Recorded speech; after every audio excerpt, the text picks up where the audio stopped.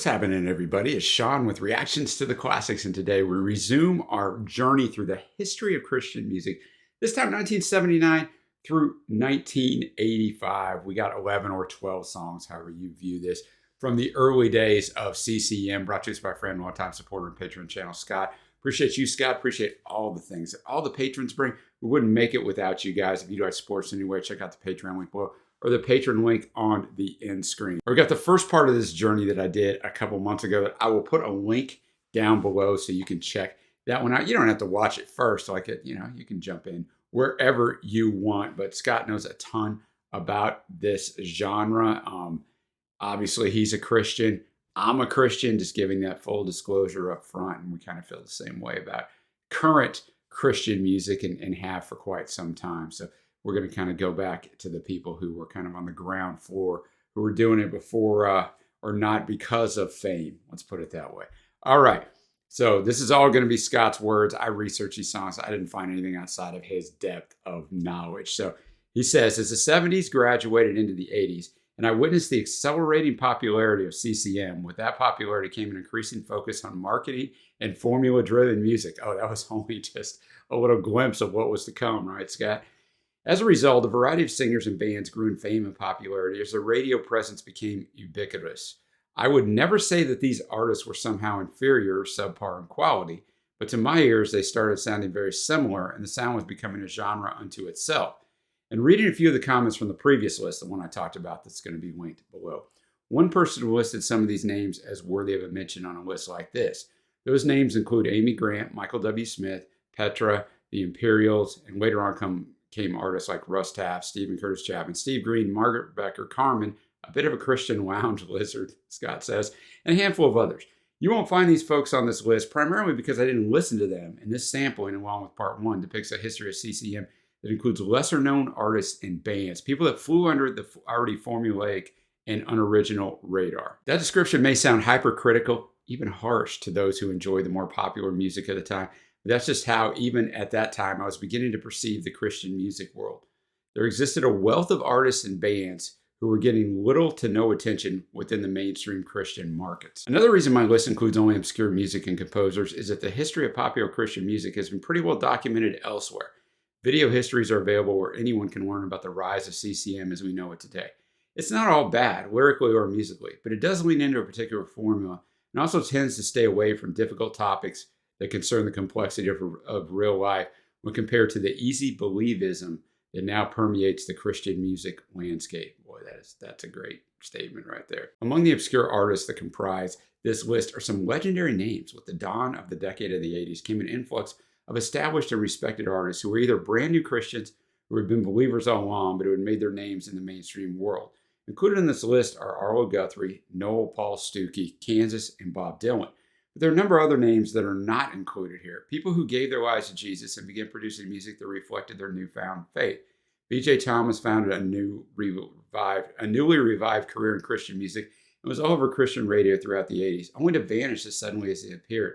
Apparently because he burned out over the CCM industry and its relentless need for new hits from artists that had name recognition beyond the Christian world. Other artists like Richie Furry of Buffalo Springfield, Mark Farner of Grand Funk Railroad, and Lou Graham of Foreigner gave their lives to Jesus and released Jesus-centered albums. So this list is part two of my admittedly esoteric trip through the history of Christian music, and it reflects what I was listening to, Scott says, between 1979 and 1985. So you haven't been with us before. The music will not be in this video, but it will be at a Vimeo link below. So follow along with us. Let's get to this first song. Also, before we get into this first song, which you see below, Mountains of Cathedral, Bob Bennett. Just remember, this isn't like a top 10 or top 11 or top 12. It's the journey through that Scott's doing, right? He's not saying this song is the worst one on the list and the last one's the best. Just wanted to get that kind of cleared up out here. We got Mountain Cathedral's Bob Bennett, Matters of the Heart album, 1981.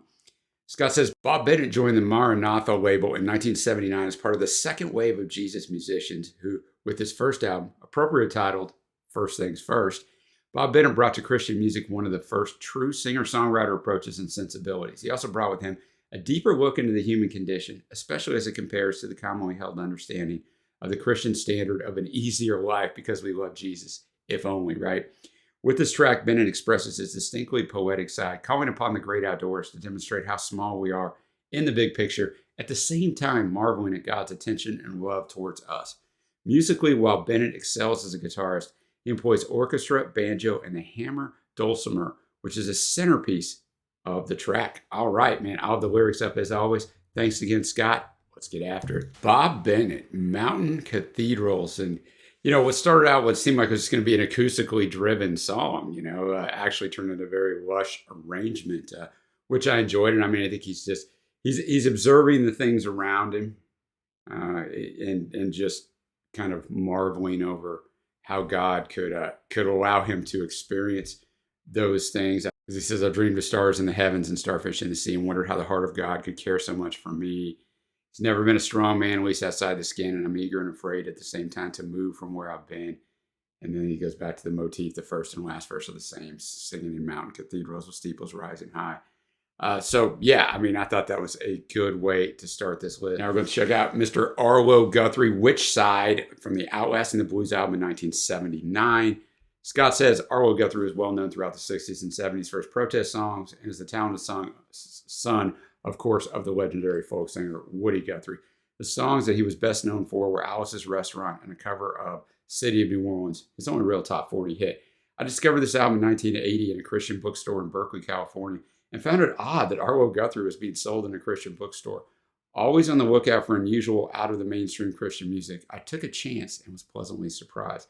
That's one thing that's just missing. I know record stores they didn't ever go away and they've become more popular again, but just looking through bargain bins and taking a gamble on something you didn't know what it was. Now we just dial it up on the phone and get it. It's kind of it's fun back then, right? Just trying to find something and just seeing is this any good or not. But this track is a cover of sorts of a song written in 1931 as a song of protest over the poor working conditions in America's coal mines.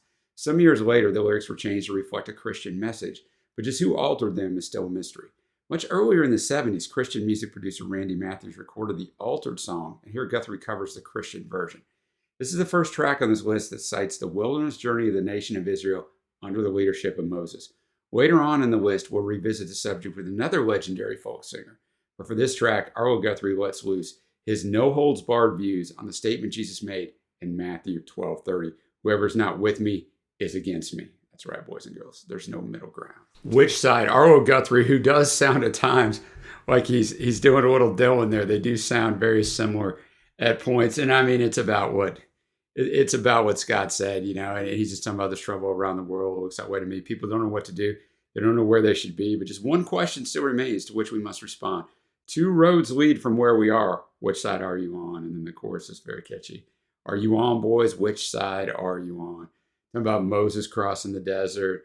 Hey, called Moses Went and Prayed Alone with the Wary Vagabond. Little Dylan type. I know Arlo didn't rewrite this, and Lightning wrote those words in stone. Which side are you on? The Ten Commandments, of course. Talking about Jesus, stumbling through the streets on the road to Calvary. And as they hung there dying, him and the other two, the thieves on the cross, one asked what lay beyond. That all depends, the master said, which side are you on? And then at the end, in me, I'm satisfied to sing for God's own son and ask you what I ask myself. Which side are you on? So Scott mentioned, obviously, Matthew 12:30, which implicitly just calls us out. But I always think of John 3, right? Because John 3:16, for God so loved the world that he gave his only son, that whoever believes in him shall not perish but have eternal life, right? And everyone puts that 3:16 on their coffee mugs, and that's great. Like, it's the most encouraging promise in the Bible, or one of them. I think Romans 8 has some very encouraging stuff too. But the next verse, people they just kind of don't talk about the next stuff. For God did not send his son into the world to condemn the world, but in order that the world might be saved through him. All right, everything's great.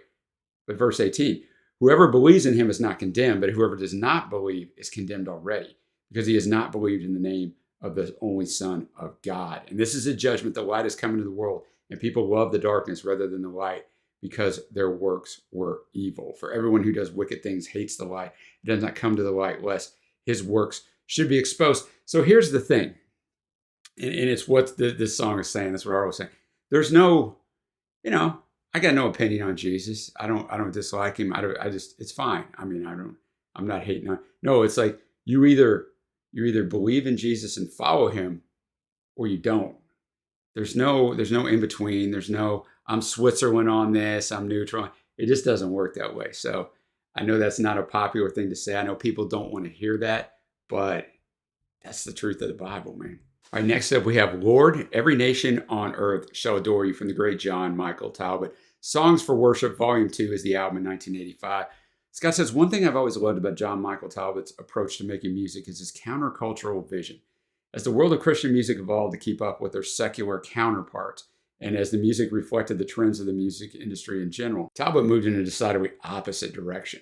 I don't think he did this solely as a protest to the trends of the day, but he did it as his relationship with Jesus evolved into the monastic world in which he found himself thriving. So while CCM was being inundated with synthesizers, electric guitars, and big hair, really big hair, you got that right, man, John Michael's music grew increasingly quieter, employing his guitar, string ensembles, choirs, and lyrics that pointed always towards early Christians and his Savior, Jesus Christ. I'm including this track because it represents the sort of music Christian radio avoided. Not because it wasn't radio worthy. After all, Talbot was gaining a growing following within the Catholic community. Christian radio didn't play his music simply because John Michael is a Catholic. But for me, as I made my way through my 20s and 30s and beyond, Talbot's music became for me a homing beacon, consistently pointing me to the scriptures and to Jesus himself. So even on this list, this track is an outlier, but refreshingly so. Written to be sung by congregations, the lyrics are adapted from Psalm 72 and Philippians 2. All right, John Michael Talbot. You know, it is Philippians 2 and Psalm 72 here. I mean, it starts out, Lord, every nation on earth shall adore you, Lord, every nation. Or Lord, every people will call on your name, every knee shall bow, every tongue shall confess your name, Jesus the Lord. And then, so he's singing it, and then the choir comes in, or the backing, and harmonizes it. And that really was what you kind of draw into. It makes the song grander. You can see the congregational singing of this song.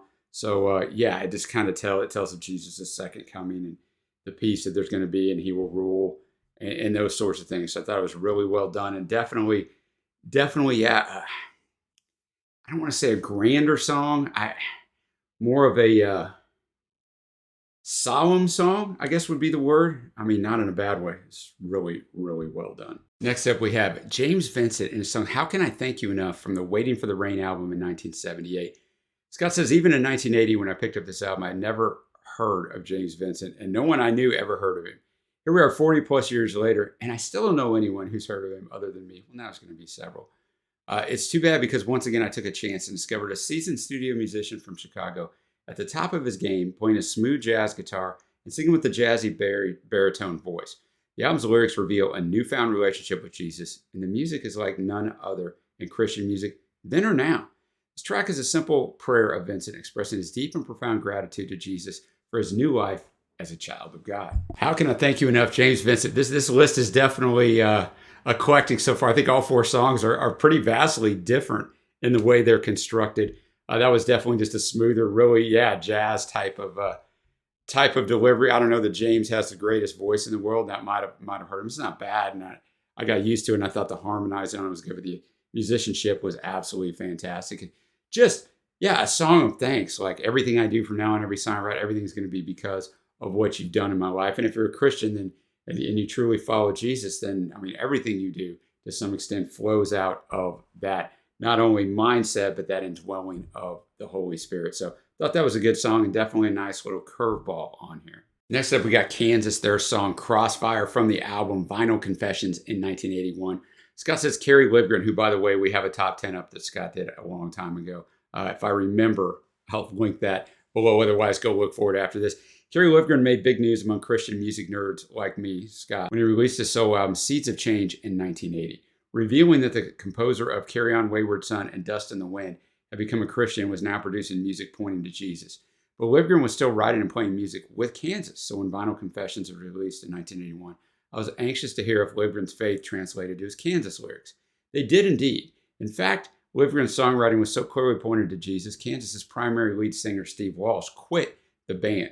In Walsh's words, quote, the lyrics just got too specific. So with this release, Kansas introduced a new lead singer, John Elfante, that's what I'll go with, who also happened to be a Christian. So as of this release, Kansas's lineup consisted of three Christians: Livgren, bassist Dave Hope, also a new believer, and of course John Elfante. This cut is the final track from this album and is addressed to anyone who finds themselves at the same crossroads Carey found himself in 1979, the year of his own conversion. All right, Kansas Crossfire. I thought the chorus was very catchy. The lyrics were excellent. It's not really my kind of music, right? I'm not really big on the prog, like the instrumental run of like 2.5 minutes in the middle, but I get it, man. For people who love it, I know they love it.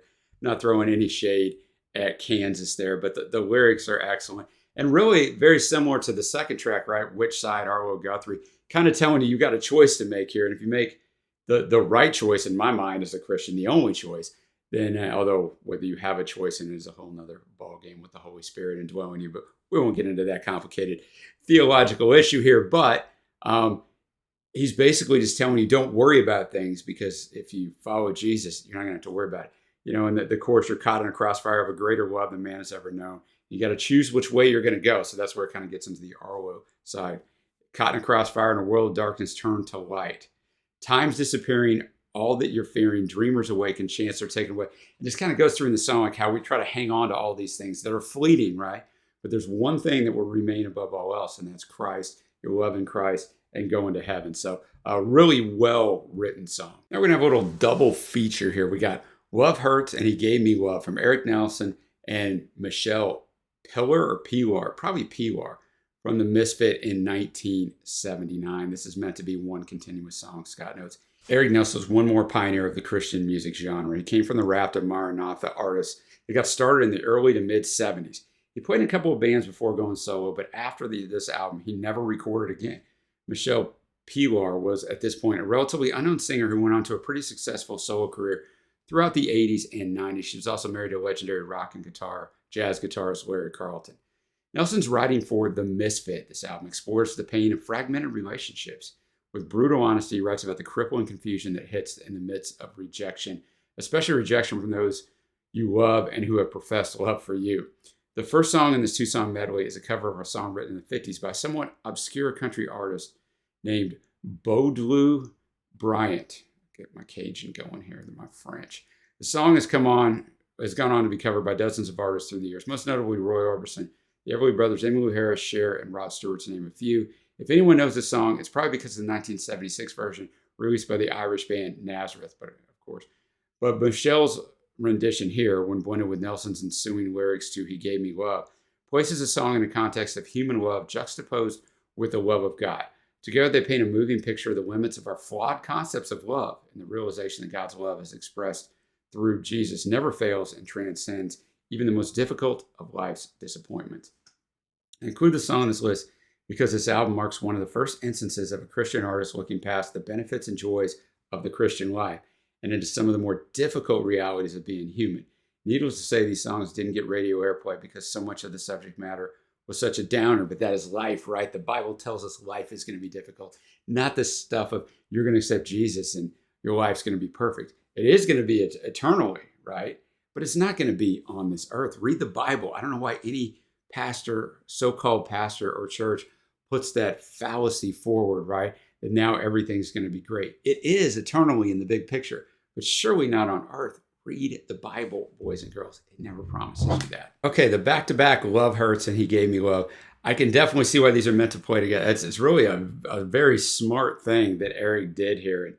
And Michelle's version of Love Hurts makes you see that song an entirely different way. Obviously, I know the Nazareth song very well. I mean, I was only 5, but you've heard that song through the years. Just that chorus and power in it. This gives you a much more scaled back, emotive, right? You really feel it, man. You really get into the lyrics. Love hurts, love scars, love wounds and mars. Any heart not strong or tough enough to take a lot of pain, take a lot of pain. Love is like a child, holds a lot of rain. Love hurts, oh, love hurts. And so it kind of delves out how painful love is, right? Love is always going to end up painfully, right? Either that person's going to, I don't say betray you, but it's not going to work out, whether it's a relationship, whether it's a parent, a family, or everything's going to be great, but that person's going to pass and that hurt. Like, love is painful, right?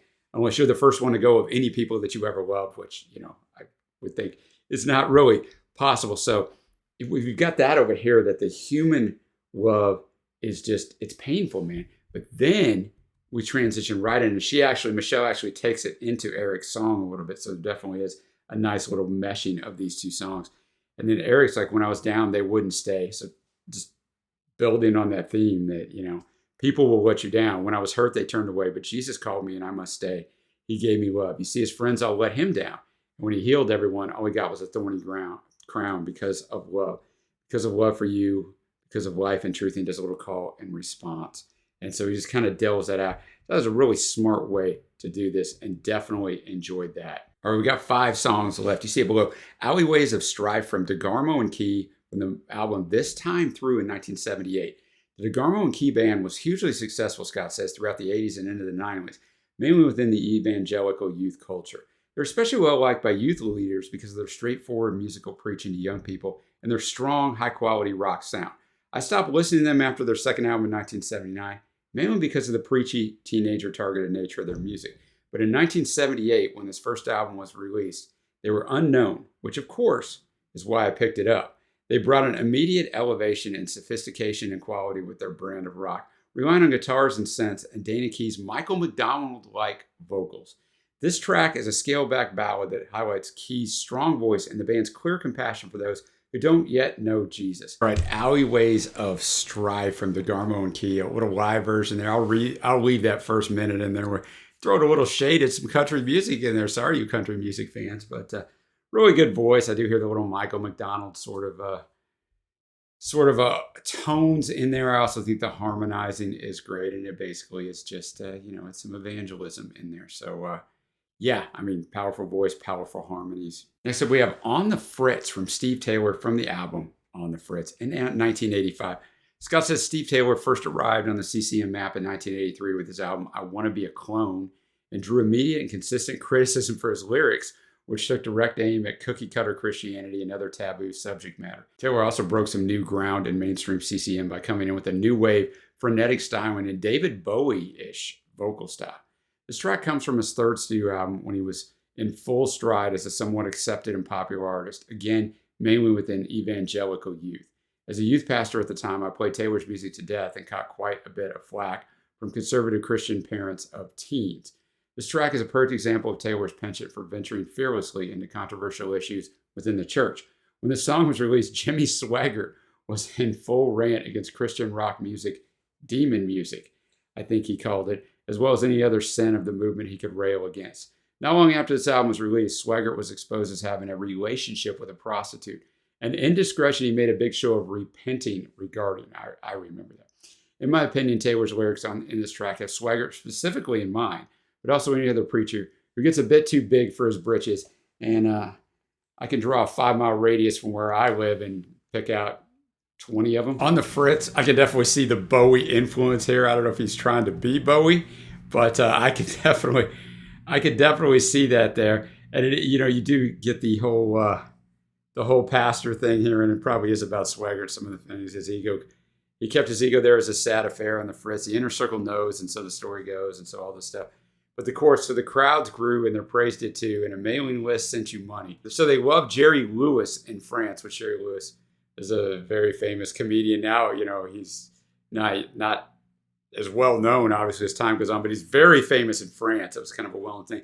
Does that make him funny? Just because he was famous, does that make him funny? Just because your following grows as a pastor or as a church, it doesn't mean your church is of God or that you're of God, right? That's a misnomer that I've seen a lot of churches and pastors apply. We're growing because we got God's blessing on us. Well, maybe that's true, but that isn't necessarily true. It's too late for apologies when the trust has been betrayed. Now, victims of your double life are naming names. And so it just kind of goes on there. No one hears you. Go ahead and cash in. If you don't die to yourself, pride kills. So great lyricism. The musical style, I don't know, man. It's definitely different. I give him credit for being out there and trying it. Next, we have Then the Quail Came from Noel, I'm going to go with Paul Stuckey, Band and Body Works from 1979. Yet another artist who gained legendary status in the folk world. He's better known as Paul. See, I did not know that, of Peter, Paul, and Mary fame. He wasn't known for wearing his Christianity on his sleeve, but neither did he keep his Christian perspective a secret. One of his best-known compositions is Wedding Song, which he wrote in 1971 and has been sung at millions of weddings since, a song that puts Jesus at the center of a Christian marriage. In Exodus chapter 16, we find the wandering and hungry Israelites grumbling that they would have been better off had they stayed on as slaves in Egypt. So in response to their complaining, God provided quail in the evening and manna in the morning. With this track, he puts us squarely into our shoes, and in doing so, teaches us that for we who love and serve God, what he provides for us today is enough. Then the quail came, very nice acoustic-driven song, and basically just talking about what we're, the Israelites wandering around in the desert, but it could be for any of us, right? You're out of a situation that was bad, but then you start thinking, well, this situation's tough, so I'd rather be in the other situation that was horrible because it's the known. I don't know what's going to happen to me here. The fear that's in that, but you really got to just push in because God provided, and that's kind of what he's saying in this song. Then the quail came. We thought, we were hopeless, but then he provided in that moment when we most needed it. So I think a really good message there. Got 2 songs left. Next up, Sky King from Daniel Amos from the horrendous disc in 1979. That's the name, not me.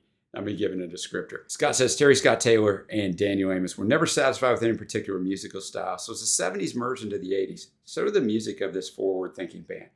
I have to confess, Scott says, that I love their initial country rock Eagles sounding style. So when they moved towards a more traditional rock sound, I reluctantly went along with them. And just when I got used to their straight-ahead rock, they morphed again into new wave, then techno wave, and then into a longer run as what can only be described as alternative rock, which is a pretty big umbrella. It appears I'll have to do a list of strictly Daniel Amos music to do any justice to their evolution as a band. That is quite the evolution, but if you're going to be around forever, you usually have to make some sort of evolution like this. For this list, Scott says, however, I'm including this song for a couple of reasons. The style of the song takes on an almost Beatles-like sound, though I admittedly don't know much about Beatles music. Well, you're talking to a guy who does, so don't worry. Revealing yet another influence for Taylor, the song's writer. The track demonstrates the band's desire to move into other musical areas on their way to where they would eventually go. Taylor also excelled in writing songs about the imminent return of Jesus for his people. Sky King, Out Across the Sky, definitely some Beatle-esque influence on here. And basically just saying how Jesus is, up in the sky, out across the sky. The chorus, out across the sky, I'm out across the sky, the ground is gone, I'm dancing on the wind. Ain't no packing bags when your voyage is to the sun. Ain't no last goodbyes when heaven calls upon you. Hard to believe this dreary night is gone, but I can feel it's meant for everyone. It's meant for everyone. The chorus really sticks out. The instrumentation, the little change ups, definitely Beatle influence. All right, we're to our final track. Remember, I'll remind you again, it's not necessarily ranked in order. We got When He Returns from Bob Dylan from Slow Train coming in 1979. Besides the aforementioned Beatles, Bob Dylan is second on our list of most videos we have up on this channel. Scott says our final track is yet another legend turned Christian and another song about the return of Jesus. With this cut, Dylan is accompanied by a lone piano, which is apparently ad-libbed by piano player Barry Beckett as the song progressed. And I do have some info on this song. The title and content of the song explicitly reference the second coming of Jesus. In contrast to the bigger band arrangements on this album's other 8 tracks, his vocal on this is only accompanied by that piano that Scott mentioned by Barry Beckett. Some note the song bears a resemblance to Dylan's earlier Blowing in the Wind. In both songs, Dylan uses the metaphor of a man who has eyes yet does not see. What differs is the answer. In Blowing in the Wind, there is no answer. In this song, When He Returns, the answer lies in truth in Christ. I don't think that's a coincidence. Dylan is the best songwriter of all time. I don't even think it's close. It's not even a contest in my mind. And I don't think that was unintentional. Bob's very smart tying things together, even going decades ago. According to producer Jerry Wexler, it was Dylan's intention not to sing on the song at all. Rather, it would be a lead ensemble by the otherwise female singers. Beckett's piano was an ad-libbed accompaniment to a vocal Dylan had made as a demo for the singers. He just laid it down so they'd have a track to follow to use while rehearsing.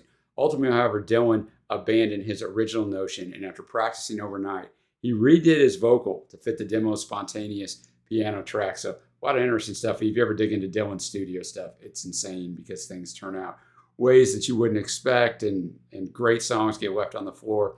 But lastly here, a personal note from Scott. He says, I've noticed through my 50 years as a Christian that the return of Jesus is more important and urgent for the newer Christian and diminishes as a conscious anticipation the longer people serve him.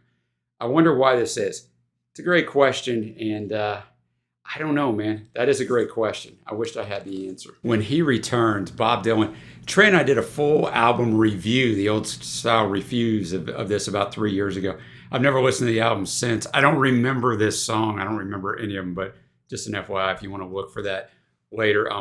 Fantastic song. I mean, Dylan is like I said, the GOAT in songwriting, and he applies it here to the Christian perspective. I mean, I could read the whole song to you because it's that powerful, but how long can I stay drunk on fear out in this wilderness? Can I cast it aside, all this loyalty and this pride? Will I ever learn that there'll be no peace, that the war won't cease until he returns?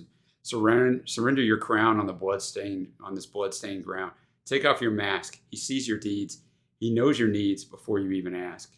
And just, I mean, it's just a fantastic written song. The piano is great on there. All right, that's going to segue me into my favorite tracks. It's always interesting. I say it on every list I do for Scott, especially it's Christian music. These people are doing it in honor of God. So I'm not going to sit here and slam anybody, man, for that sort of intent. So my honorable mention is going to be Which Side, Arlo Guthrie, and Sky King by Daniel Amos. My favorites, Lord, Every Nation on Earth Shall Adore You, John Michael Talbot, that congregational singing. And then the double feature of Love Hurts and He Gave Me Love from Eric Nelson and Michelle Pilar, and then this last song, Dylan, Mr. Robert Zimmerman, When He Returns. What a great journey. Thank you again, Scott. I know these things take forever to try to, compile these, man, to have the knowledge base to be able to know what to fit in here in these years and what's going on with these artists. So appreciate that greatly, guys. Let me know what your favorite songs are on here. What else should I check out? And until next time, guys, I will see you.